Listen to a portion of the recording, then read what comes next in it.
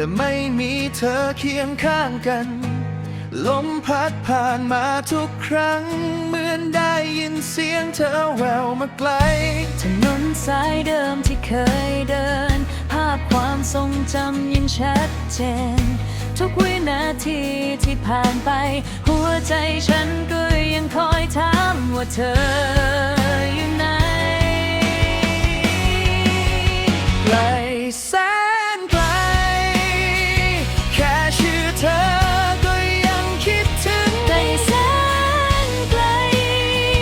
หัวใจยังผูกพันไม่เปลี่ยนไม่ว่าจะไกลแค่ไหนที่ผูกขาดกันกลางรักและคิดถึงยังส่งไปถึงเธอทุกวันเวลา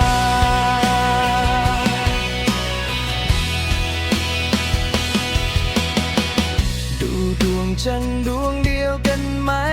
กี่คืนที่มองมันคนเดียวอยากบอกรักอยากบอกลาอยากกอดเธอไว้แน่นกว่าเดิมระยะทางไม่ใช่อุปสรรคถึงแม้ตัวเราอยู่ไกลกันความรู้สึกที่มีให้เธอไม่เคยจาง